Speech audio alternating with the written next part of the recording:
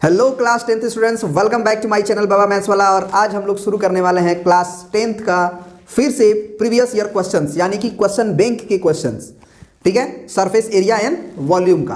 तो R S Agarwal का example number 7 page number 773 का कह रहा है कि a solid is in the shape of cone mounted on a hemisphere of same base radius if the curved surface area of the hemispherical part and the conical part are equal, then find the ratio of the radius and the height of the conical part.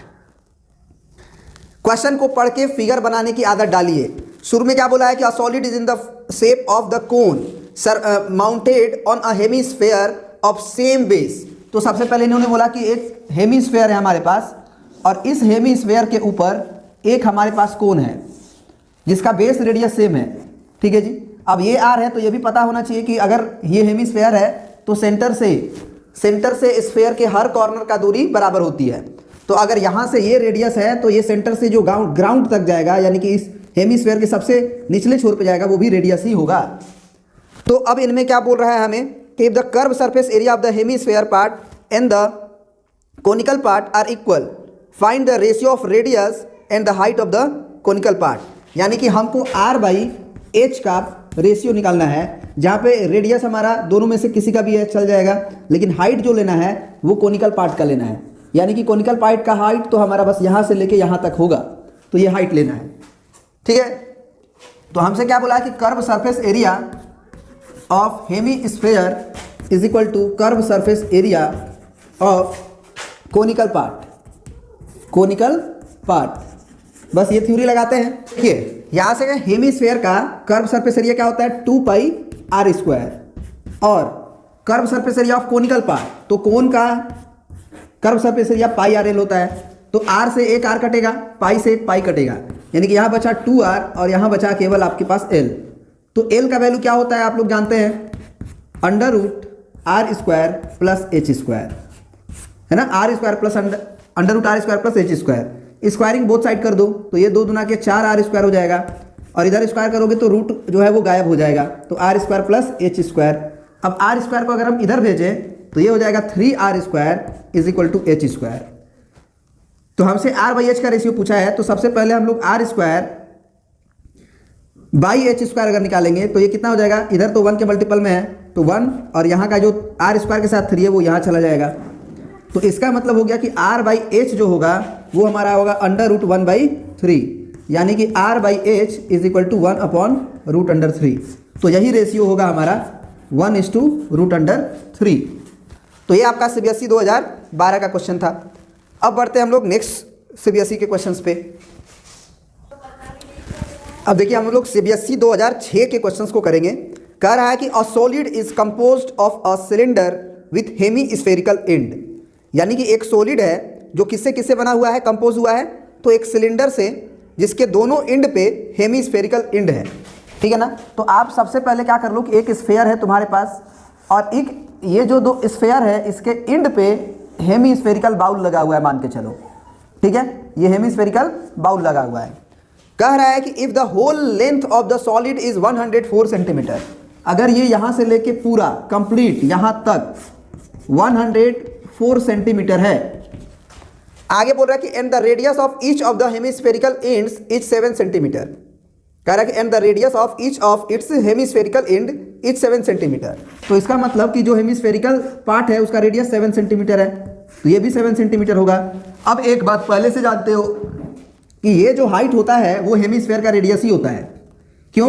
क्योंकि hemisphere का radius अगर एक अर्ध गोला है तो उसके centre से हर कॉर्नर की जो डिस्टेंस होगी वो 7 सेंटीमीटर ही होगी। इस तरह से ये भी 7 होगा और यहाँ से ये भी 7 होगा।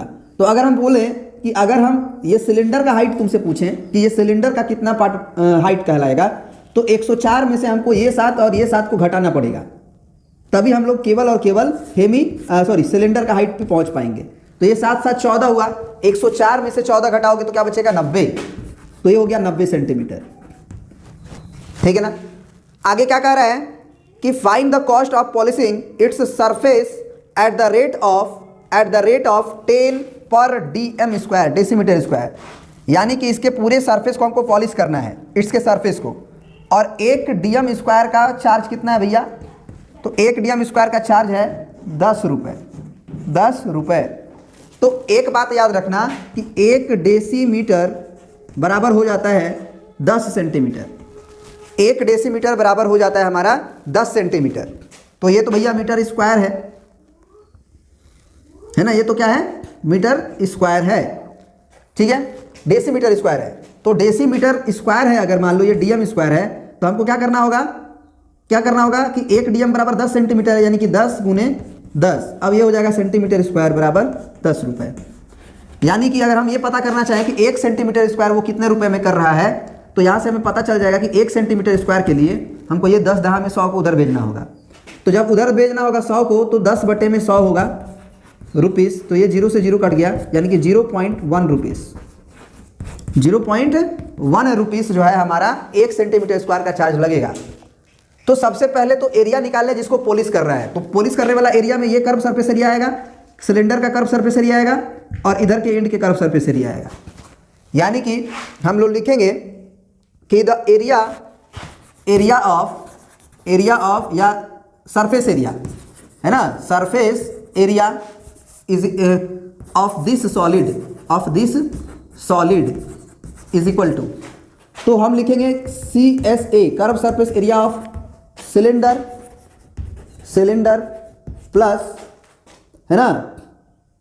अब एक बात बताओ, सिंपल सी बात है भैया, हम लोग पाई आर स्क्वायर लिख देंगे। क्यों? क्योंकि एक ऊपर हेमीस्फेयर है और एक नीचे हेमीस्फेयर है। और गलत कर दिए। हेमीस्फेयर यानी कि 4 पाई आर स्क्वायर लिखाएगा, क्योंकि स्फेयर है ना, सर्कल थोड़ी है। तो हेमीस्फेयर का curve surface area 2 pi R square होता है। तो ऊपर का इंड और नीचे का इंड अगर मिला दिया जाए तो एक पूरा स्फेयर हो जाएगा, नहीं तो 4 पाई आर स्क्वायर। तो इसका curve surface area of cylinder क्या होता है? 2 पाई आर एच और प्लस 4 पाई आर स्क्वायर। तो यहाँ से हम लोग 2 पाई आर कॉमन ले सकते हैं, तो यहाँ से एच प्लस और यहाँ पे आपका 2 आर बचेगा। अब वैल्यूज को प्लग इन कर दीजिए सब। तो पाई का वैल्यू इन्होंने अगर बोल रखा है तो ठीक है, नहीं बोला है तो हम लोग 22/7 ही यूज करेंगे। और रेडियस का वैल्यू तो हमें दिया हुआ है 7। एच का वैल्यू जो है सिलेंडर का एच है ये, तो एच सिलेंडर का कितना है? 90 है। और प्लस 2 आर का मतलब हो गया कि 2 × 7, तो ये 7 दूना के 14, ये टोटल कंप्लीट हो ही जाएगा। तो ये 22 दूना 44 हो गया, और ये आपका 104 हो गया। अब 104 से गुना करना है आपको, है ना। एक लाइन में गुना करना है, आपको जानते हो, चर्चों के 16 हाथ में लगा 1, फिर क्रॉस करते हैं, ये रूल पता होना चाहिए, ठीक है ना। चर्चों के 16 के 6 हाथ में लगा 1, 4 0 0, चर्चों के 16 और 1 17 हाथ में लगा 1, फिर 4 एकम 4, ये खत्म, ये भी खत्म, है ना। तो 4 और 1 5 हो गया, ठीक है। फिर इसका करेंगे तो 0, इसका करेंगे तो 4 एकम 4 हो जाएगा, फिर ये 0 हो जाएगा, यानी कि 4576 सेंटीमीटर स्क्वायर। तो अब टोटल कॉस्ट निकालेंगे, कॉस्ट या रिक्वायर्ड कॉस्ट जो हमारा पड़ रहा है कीमत, वो कितना हो जाएगा? तो 4576 इंटू 0.1, है ना, क्योंकि 1 सेंटीमीटर स्क्वायर का इतना है, तो इतना सेंटीमीटर स्क्वायर के लिए हमको इसमें गुना करना होगा, यानी कि 457.6 रुपीस जो है वो टोटल खर्चा लगेगा। 457.60 पैसे, 457.60 पैसे, इसको 60 भी लिख सकते हैं, ठीक है ना। तो इस तरह से हमारा ये भी क्वेश्चन कंप्लीट हो गया। अब शुरू करते हैं हम लोग एक और फ्रेश क्वेश्चन। क्या है देखिएगा, कह रहा है, ये CBSE 2008 का क्वेश्चन है और बहुत ही बढ़िया क्वेश्चन है। क्या कह रहा है कि a gulab jamun contains sugar syrup up to about 30% of its volume. यानी कि एक गुलाब जामुन है जिसमें जो चीनी का जो सीरा होता है ना, उसको हम लोग बोलते हैं सिरप, ठीक है। तो जो चीनी का जो सीरा है वो 30% है, यानी कि 30%। अगर 100 भाग टोटल अमाउंट है तो 30% उसमें सीरा चीनी का है, ठीक है ना, सिरप है। Find the approximately how much syrup would be found in 45 gulab jamun, etch shaped like a cylinder with 2 hemispherical ends of length 5 centimetre and diameter 2.8 centimetre, ठीक है ना। यानी कि जो पूरा गुलाब जामुन है उसका जो शेप है वो किस तरह का है? तो गुलाब जामुन आप देखे होंगे, गुलाब जामुन कुछ इस तरह का आपको दिखाई देता है, और इसके दोनों एंड पे कुछ हेमीस्फेयर टाइप का ऐसे है, ठीक है ना। तो ये आपके पास 2 गुलाब जामुन है, इसका एंड आप देख ही रहे। तो इसी को क्या करना है, हमें बड़ा फिगर बना देना है ताकि हमें समझ में आए, ठीक है। तो एक काम करते हैं, ये हमारा हो गया गुलाब जामुन का ये वाला पार्ट, और इस पे हम हेमीस्फीयर घुमा देते हैं, है ना। ये हमारा गुलाब जामुन है, इसका रेडियस हमें क्या दिया हुआ है और कहानी क्या दी हुई है, इसको जरा पढ़ा जाए। Each shaped like a cylinder with 2 hemispherical ends of length 5 centimetre, यानी पूरे गुलाब जामुन का हाइट दिया हुआ है 5 सेंटीमीटर। और इसका रेडियस कितना दिया हुआ है भैया, तो डायमीटर दिया हुआ है 2.8 सेंटीमीटर। तो रेडियस हो गया हमारा 2.8 का मतलब 2.8 डिवाइडेड बाई 2 यानी कि 1.4 सेंटीमीटर, ये हमारा रेडियस हो गया। अब ये बात तो तय है कि अगर हम टोटल वॉल्यूम निकालना चाहें एक केवल गुलाब जामुन का, तो एक गुलाब जामुन के वॉल्यूम में हमारा वॉल्यूम ऑफ सिलेंडर आएगा, वॉल्यूम ऑफ हेमीस्फीयर आएगा और ये वॉल्यूम ऑफ हेमीस्फीयर आएगा। तो सिलेंडर का जब हम वॉल्यूम लिखेंगे तो उसका फार्मूला तो पाई आर स्क्वायर एच होता है। तो एच हमको चाहिए किस चीज़ का, इसका। तो इसका एच कैसे निकालें, केवल सिलेंडर वाले हाइट का, यहाँ से यहाँ तक। तो इसके लिए क्या करते हैं कि ये भी हमारा रेडियस है और ये भी हमारा रेडियस है, इसका मतलब 2 ठो रेडियस घटाना पड़ेगा, यानी कि 1.4 यानी कि 2.8 हमको 5 में से घटाना पड़ेगा। तो 5.00 में से हम लोग 2.80 घटा देंगे, तो ये 0, ये 2, ये 4 में से 2 गया 2, यानी कि 2.2, यानी कि हाइट जो हो गया हमारा वो 2.2 हो गया, ठीक है ना। तो अब सबसे पहले हम लोग अगर 45 गुलाब जामुन का वॉल्यूम निकालना है तो सबसे पहले हम लोग एक गुलाब जामुन का निकालेंगे वॉल्यूम। तो volume of 1 gulab jamun is equal to, है ना, वॉल्यूम ऑफ सिलेंड्रिकल पार्ट लिख सकते हैं, सिलेंड्रिकल पार्ट अब plus 2 into volume of hemispherical part पूरा लिख दीजिएगा, ठीक है। चलिए, तो अब हमारी जो कहानी होगी वो हो जाएगी पाई आर स्क्वायर एच और प्लस 2 इंटू हेमीस्फेयर का वॉल्यूम क्या होता है 2/3 और पाई आर क्यूब होता है। तो टोटल तो हमारा एक पूरा स्क्वायर हो ही गया, तो 4/3 पाई आर क्यूब हो ही गया यहाँ से। तो यहाँ से कॉमन क्या है, तो पाई आर स्क्वायर आप देखेंगे सीधा कॉमन है, यहाँ पे एच बचेगा प्लस ये 2 दूना के 4/3 और पाई भी कॉमन है, आर स्क्वायर का एक आर बचेगा, ब्रैकेट क्लोज। अब पाई का वैल्यू हमारा क्या हो जाएगा 22/7, रेडियस का वैल्यू हमारा क्या दिया हुआ है 1.4, तो ये 1.4 का स्क्वायर है तो 1.4 इंटू 1.4। फिर हाइट जो है हमारा किसका यूज हुआ है, सिलेंडर का, तो वो है हमारा 2.2 और प्लस 4/3 और इंटू रेडियस हमारा हो चुका है 1.4, ये कहानी है ना। अब इसको मल्टीप्लाई किया जाए, तो मल्टीप्लाई करने से पहले इसको काट लो, 0.7 दूना के 14, 0.2, यानी कि ये हो गया कितना तुम्हारा 28, यानी कि 22 इंटू 2.8 नहीं बल्कि 2 अंक के बाद दशमलव हो जाएगा ना, 14 दूना 28 और यहाँ पे एक अंक ये पॉइंट, एक अंक ये पॉइंट, तो 2 अंक के पहले पॉइंट, ठीक है जी। अब ये कितना हो जाएगा 3 2 6, 3 2 6, 6.6 और प्लस 14 चौके 56 यानी कि 5.6 डिवाइडेड बाई 3, ठीक है।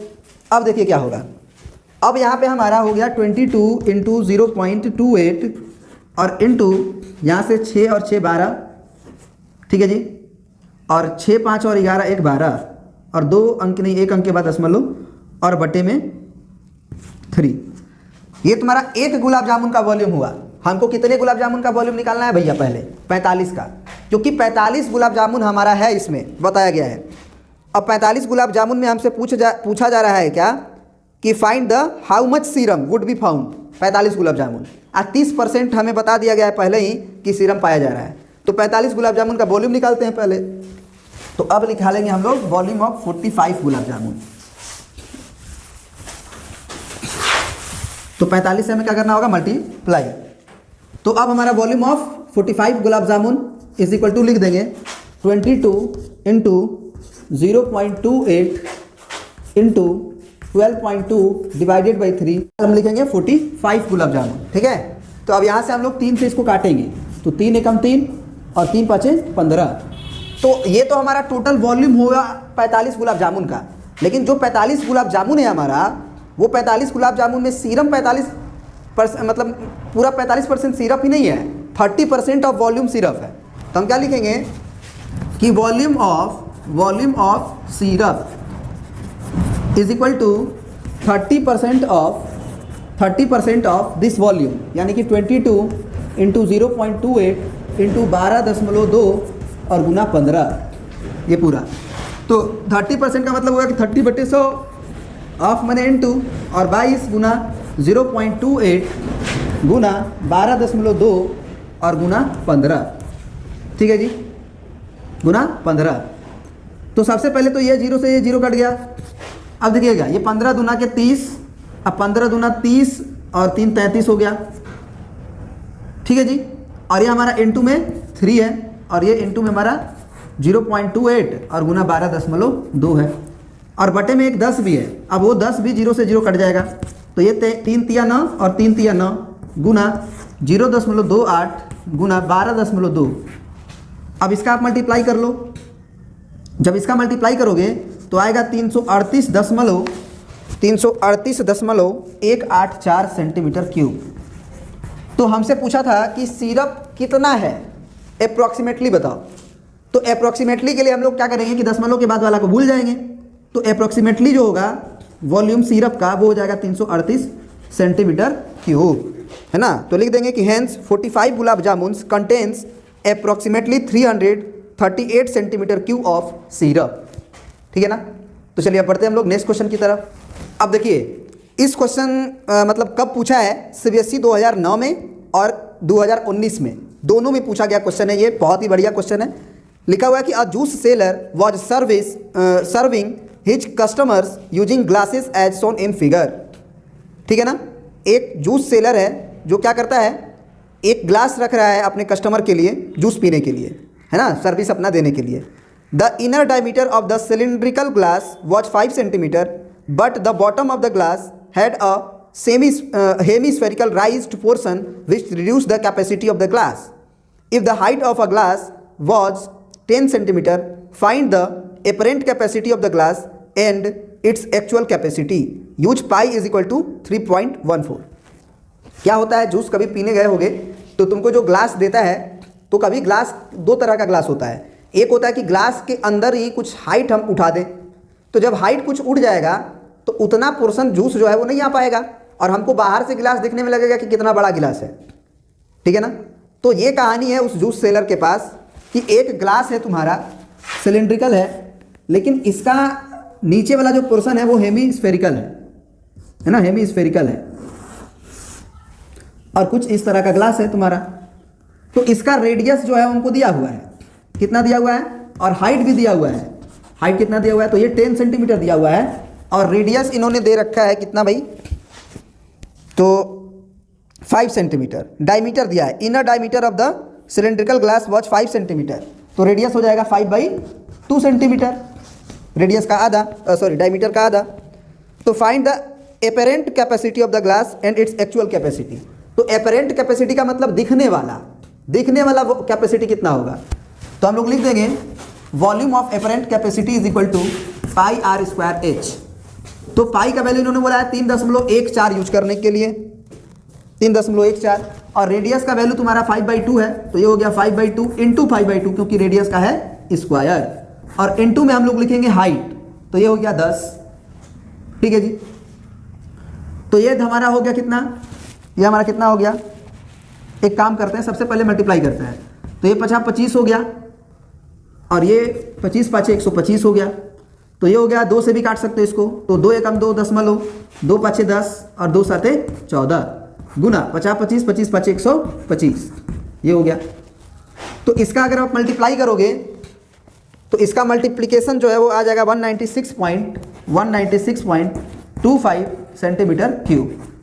अब जो वास्तव में उसका कैपेसिटी है, रियल कैपेसिटी, वो क्या होगा, उसके लिए हमको ये जो हेमिस्फेरिकल दिख रहा है वो तो ऊंचा हो गया है, उसमें जूस आएगा नहीं, तो उतना वॉल्यूम हमको घटाना पड़ेगा एक्चुअल कैपेसिटी निकालने के लिए।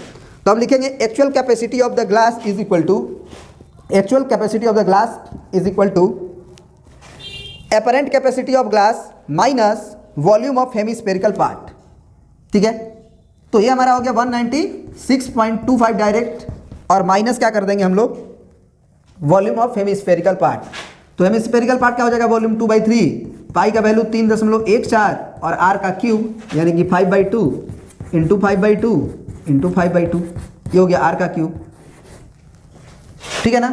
2 से तो ये 2 कट रहा है और बाकी सब भी हम काटेंगे, और बाकी सब हम जब काट लेंगे तो ये 196.25 होगा, और माइनस या फिर सबको मल्टीप्लाई कर दो, या एक और तरीका बता रहे हैं तुम्हें, तरीका कुछ नहीं है, मल्टीप्लाई कर ही लो, वही सही रहेगा। तो ये आ जाएगा 32.71, क्या आ जाएगा तुम्हारा 32.71। तो जब इस दोनों को सब्ट्रैक्ट करोगे तो वो हो जाएगा 163.54 centimetre cube, 163 minus 163.54 centimetre cube. तो ये रियल कैपेसिटी होगा इस चीज़ का। चलिए अब बढ़ते हैं नेक्स्ट क्वेश्चन पर। इस क्वेश्चन में कह रहा है कि find the largest possible sphere is curved out, है ना, is carved out from a solid wooden cube of side 7 centimetre, find the volume of sphere. तो फिर बोल रहा है कि the percentage of would was wastage in the process. तो सबसे पहले इसमें क्या कहा जा रहा है कि एक हमारे पास क्यूब है, इसमें से हमको सबसे लार्जेस्ट वॉल्यूम ऑफ स्फेयर को काट के निकाल लेना है, वुड को, एक गोला, समझ रहे हो आप, काट छांट के क्या करना है, एक बहुत बड़ा सबसे हाईएस्ट गोला क्या करना है, काट के हमें निकाल लेना है, कार्व्ड कर लेना है। कार्व्ड आउट का मतलब होता है काट के निकाल लेना।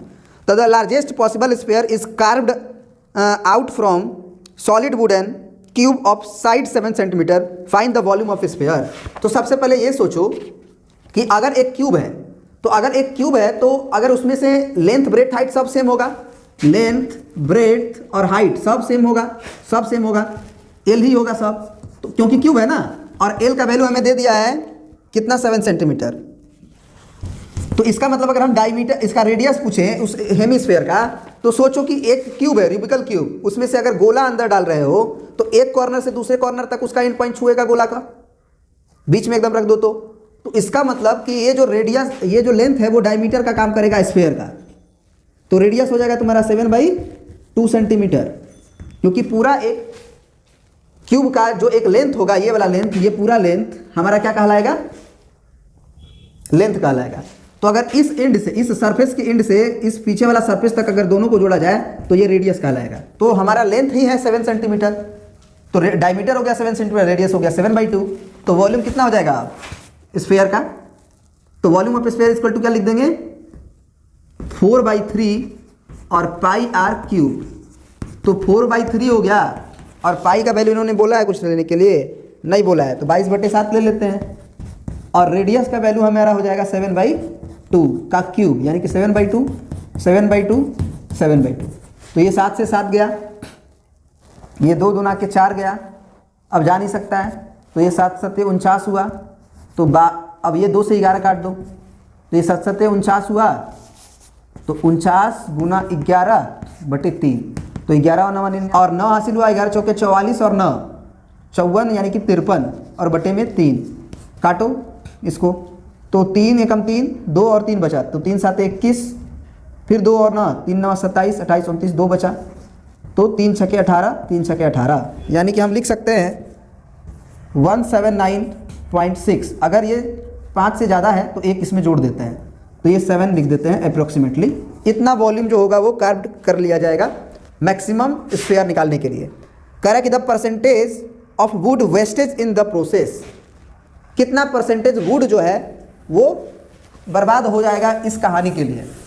तो जो बच गया, जैसे हम ये कार्व आउट करके निकाल लिए, तो जो बाहर का लकड़ियाँ, जो बाहर का जो दिख रहा है गोला तो निकल गया, अब जो किनारे किनारे बच गया वही तो वेस्टेज है। तो सबसे पहले हम लोगों को परसेंटेज ऑफ वेस्टेज निकालना है। तो परसेंटेज ऑफ वेस्टेज का फॉर्मूला क्या हो जाएगा, जैसे आप गेन परसेंट का फॉर्मूला क्या लिखते हो, गेन परसेंट का फॉर्मूला आप क्या लिखते हो, गेन अपॉन CP × 100। तो उसी तरह से यहाँ वेस्टेज का परसेंटेज अगर निकालना है तो गेन परसेंट के लिए गेन बटे CP लिखते हो, तो वेस्टेज परसेंट के लिए क्या लिखोगे, वेस्टेज परसेंट के लिए क्या लिखोगे, वेस्टेज अपॉन CP। CP का मतलब ओरिजिनल में कितना था, तो ओरिजिनल और इनटू 100। तो वेस्टेज कैसे निकलेगा, वेस्टेज कैसे निकलेगा, जैसे आपको बोले कि गेन कैसे निकालता है, तो SP में से CP घटाते थे, तो वेस्टेज भी कैसे निकलेगा कि टोटल वॉल्यूम में से अगर हम स्फेयर का वॉल्यूम निकाल लें तो वो वेस्टेज है मेरा। तो टोटल वॉल्यूम कितना हो जाएगा हमारा L3। तो यहाँ हो जाएगा L3 माइनस, हमने स्फेयर का वॉल्यूम निकाल रखा है, कितना निकाला है भैया स्फेयर का वॉल्यूम, तो स्फेयर का वॉल्यूम हमने अभी अभी निकाला था 179.67 और एल का क्यू का मतलब हुआ कि 7 इंटू 7 इंटू 7 और बटे में तो ओरिजिनल वाला लिखना ही है। तो ओरिजिनल में कितना था एल का क्यू, क्योंकि हमारा पूरा वॉल्यूम तो एल का क्यू भी है और इंटू 100। तो एल का क्यूब क्या हो जाएगा 7 इंटू 7 इंटू 7 तो 7 7 49 और 49 साते हो जाता है 343 है ना। 49 साते कितना हो जाता है 343। तो 343 माइनस 179.67 अपॉन 343 और इंटू 100 इतना होगा परसेंटेज। तो ये कितना हो जाएगा हमारा, इसमें से जब हम इसको घटाते हैं, इसमें से जब हम इसको घटाते हैं और सारा कैलकुलेशन आप करोगे तो ये आपका आ जाएगा 1000 है ना बटे 21%। तो जब इसको काटोगे तो आ जाएगा 47 एंड 13 अपॉन 21%। ठीक है ना, दिस इज योर आंसर। अब बढ़ते हैं नेक्स्ट क्वेश्चन की तरफ। और एक बहुत ही बेहतरीन क्वेश्चन हम देखने जा रहे हैं। कह रहा है कि form a solid right circular cylinder with height 12 centimetre and radius of the base is 5 centimetre.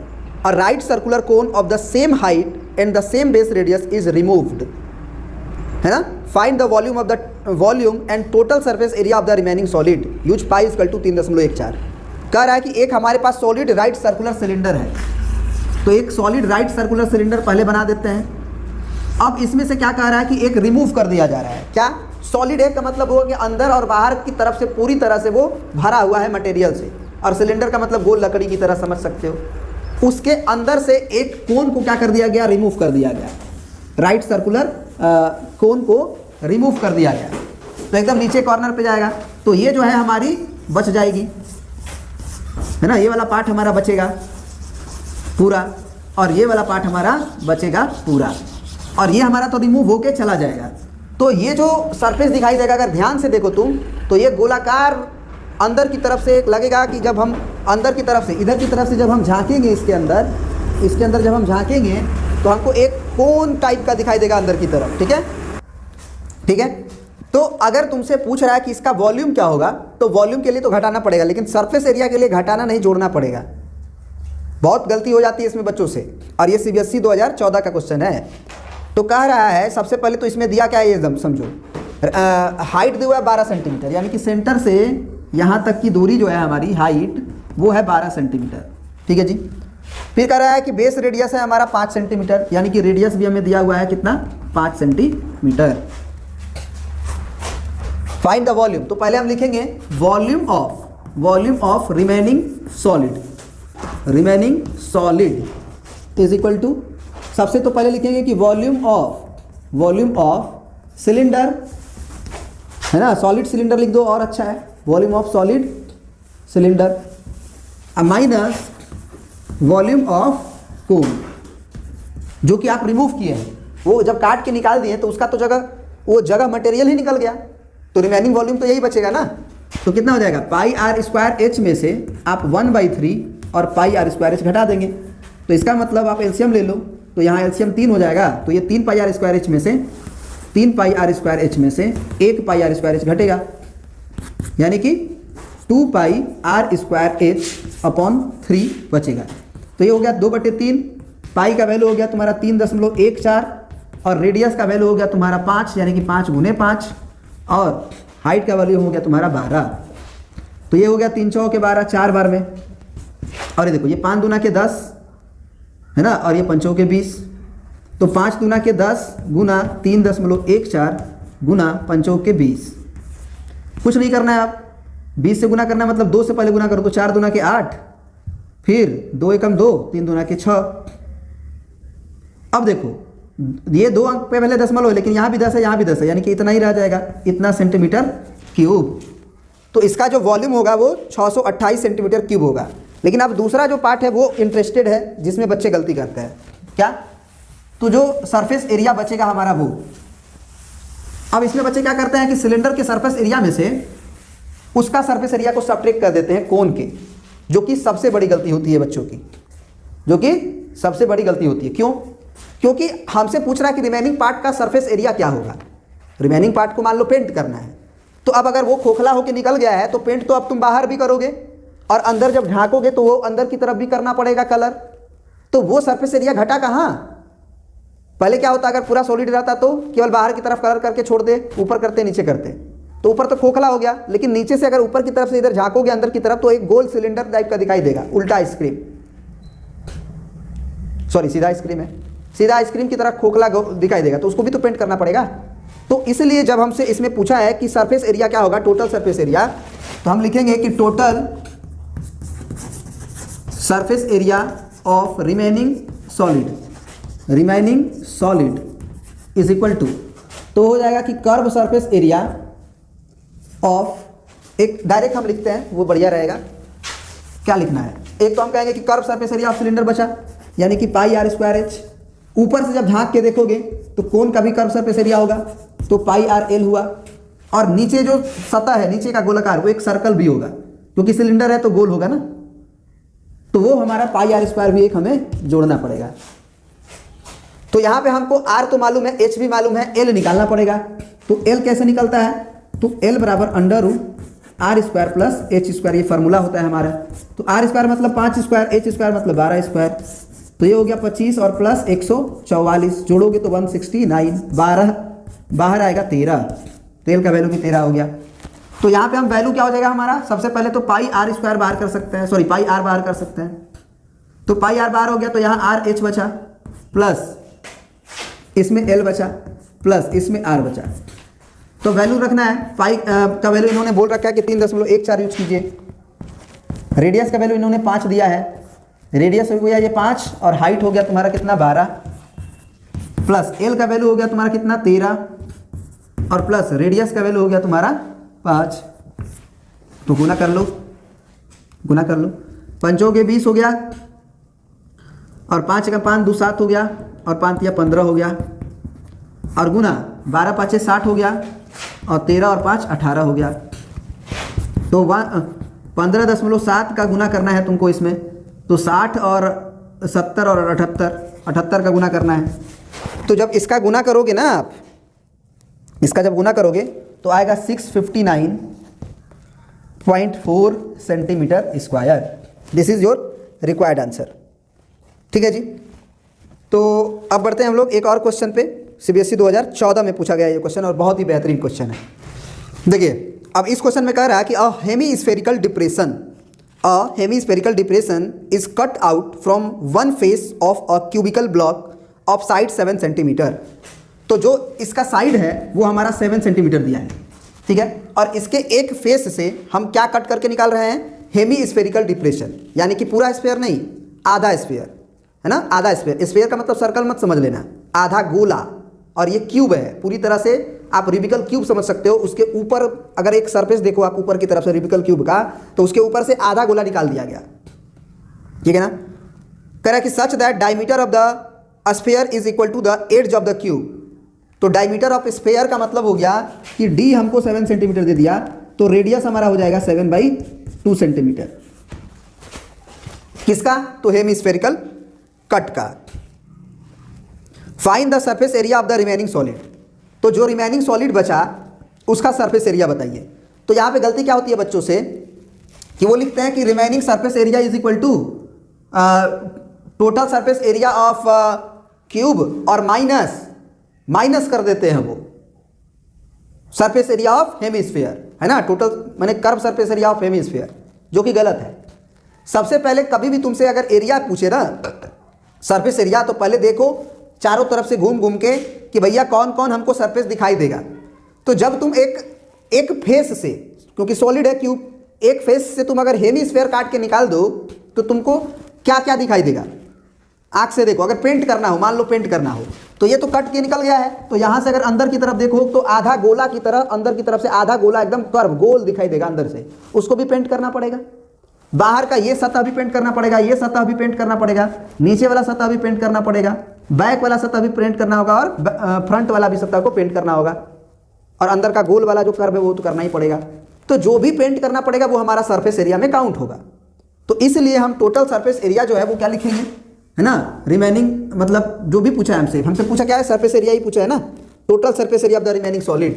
तो लिख देंगे total surface area of remaining solid is equal to, सबसे पहले तो ये बताओ कि ये क्यूब है तो 5 गो सतह तो सीधा दिखा। एक और बहुत महत्वपूर्ण बात क्या कि ये वाला कॉर्नर भी तुम्हें दिखाई देगा, ये वाला सतह भी तुमको पेंट करना रहेगा, क्योंकि ऊपर वाला जो सतह है उसमें गोलाकार अंदर से गड्ढा खाना जाएगा, तो ये किनारे वाला जगह तो दिखाई देगा ही देगा, वो तो कंफर्म है। तो जो भी दिखाई देगा वो सरफेस एरिया हमको लिखना है, जो भी सरफेस एरिया हमको दिखाई देगा वो हमें लिखना है। तो ये सारे सरफेस एरियाज हमको दिखाई देंगे, ऊपर वाले भी, ये सतह तो दिखाई देगा ही देगा, उसमें दो राय नहीं है। ये वाला सतह भी दिखाई देगा, जो भी है पढ़ सकते हो। तो सबसे पहले क्या करो कि 5 गो सतह तो तुम्हें दिखाई दे रहा है सीधा सरफेस एरिया में, एक इधर एक उधर, एक बैक एक लेफ्ट एक डाउन, तो 5 गो साइड स्क्वायर तो लिख ही दो, 5 इंटू साइड स्क्वायर यानी कि 7 स्क्वायर है ना। या पहले साइड स्क्वायर लिखो, मान लो कि इसका साइड एल है तो एल स्क्वायर। और क्या दिखाई देगा, ध्यान से समझ रहा है, और क्या दिखाई देगा, एक हेमिस्फीयर स्फेरिकल बाउल कटा हुआ दिखाई देगा, आधा गोला, तो आधा गोला का कर्व सरफेस एरिया यानी कि हम लिख देंगे 2 पाई आर स्क्वायर प्लस ये वाला जो सतह दिखाई देगा इसका एरिया कैसे निकालें। तो इसका एरिया के लिए हम क्या करते हैं कि वो तो कोई फार्मूला होता नहीं है डायरेक्ट कटा पिटा पार्ट का, तो इसको हम लोग डिफरेंस मेथड से निकालते हैं, घटाव मेथड से, कि कुछ बड़ा एरिया अगर जानते हैं और कुछ छोटा एरिया जानते हैं तो बड़ा में से छोटा घटाएंगे तो आ जाएगा। तो उसके लिए क्या करते हैं हम क्या करते हैं कि ये एक हमारे पास गोला है यानी कि सर्कल है ना, गोलाकृति है, तो हम कहेंगे कि ये पूरा अगर सरफेस रहता तो एक स्क्वायर रहता ऊपर की तरफ से रूबिकल क्यूब में, तो स्क्वायर का एरिया होता है साइड स्क्वायर, तो ये एल स्क्वायर लिख दिए, उसमें से हम पाई आर स्क्वायर घटा देंगे। क्या घटा देंगे, पाई आर स्क्वायर। क्या घटा देंगे, पाई आर स्क्वायर क्या घटा देंगे, क्योंकि एक सर्कल का एरिया ऊपर का अगर घटाते हो तो यही ना बचेगा, एक पूरा, तुम सोचो कि एक पूरा तुम्हारा पास एक क्या है स्क्वायर है, और इसके स्क्वायर में से अगर एक सर्कल का एरिया घटा दो, अगर एक सर्कल का एरिया घटा दो तो यही ना एरिया बच जाएगा। तो ये तो कर रहे हैं, एल स्क्वायर में से पाई आर स्क्वायर घटा दे रहे हैं ये वाला सतह का एरिया के लिए, ये किनारे किनारे जो बचा है।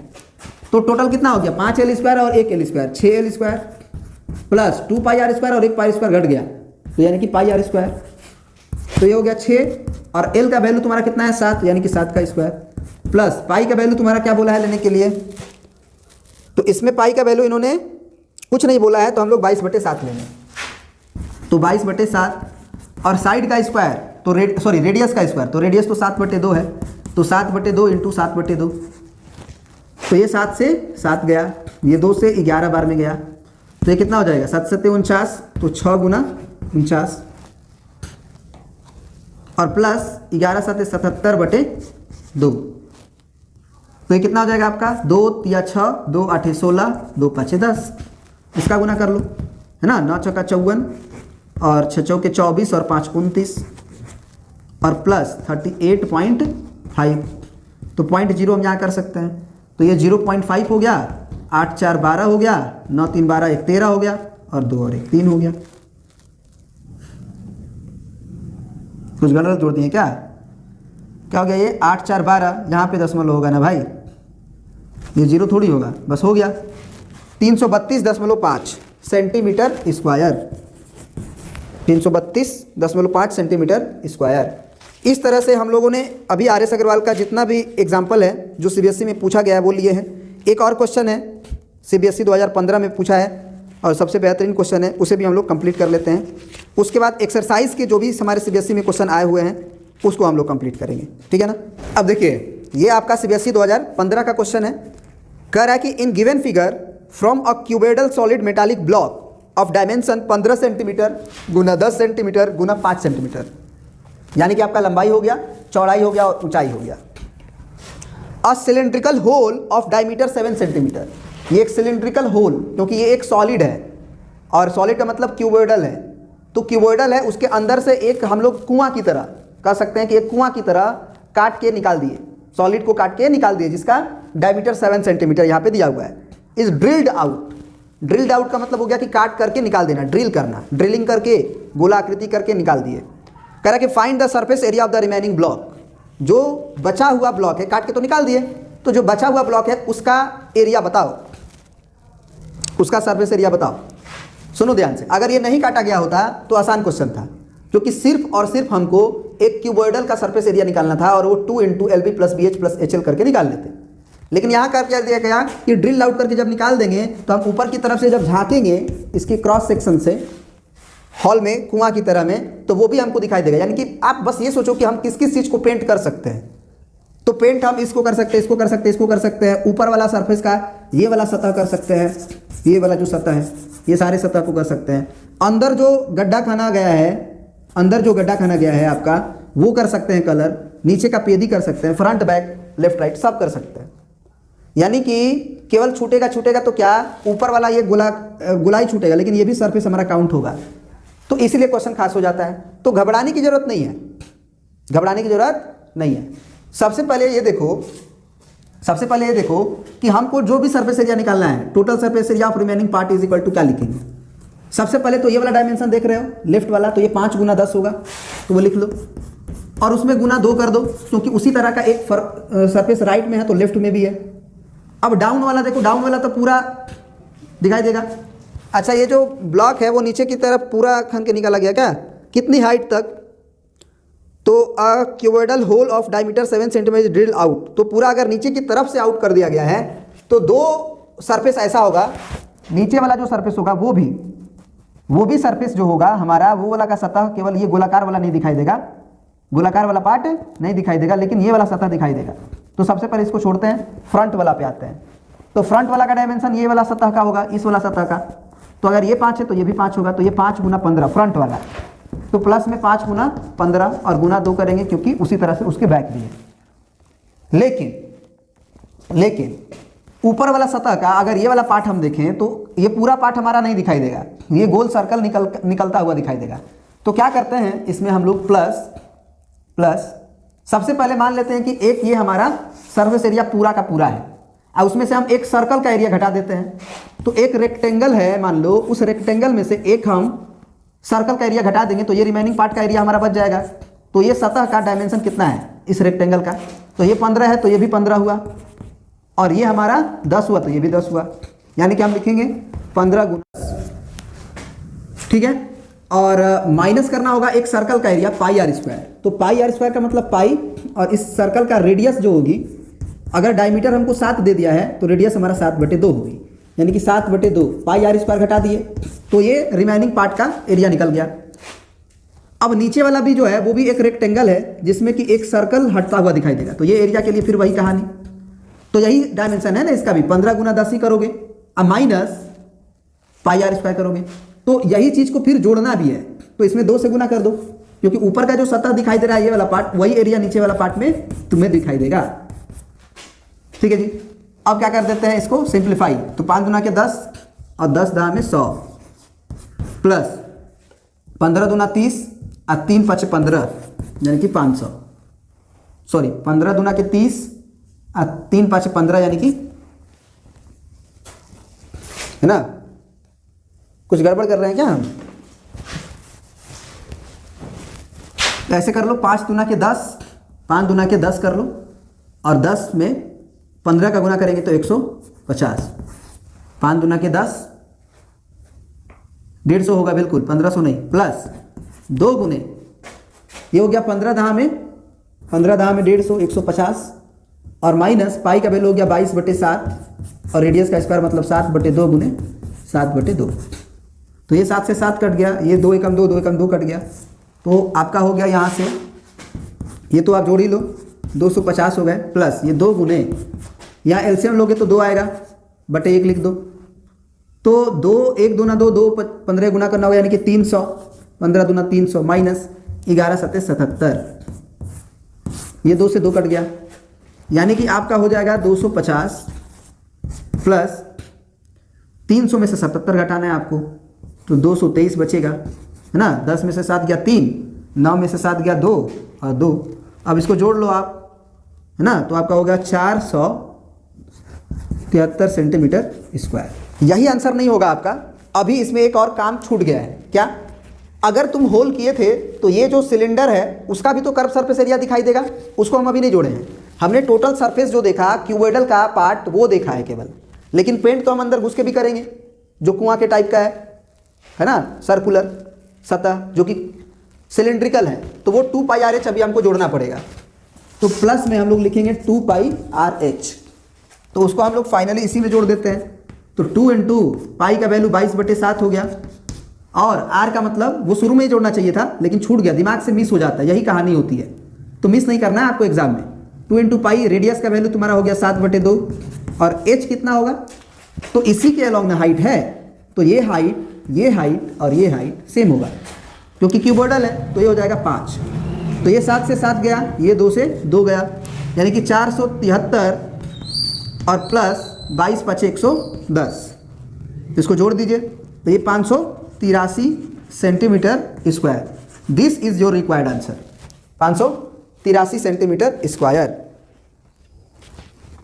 तो यहीं पे आज का कहानी ख़त्म कर रहे हैं।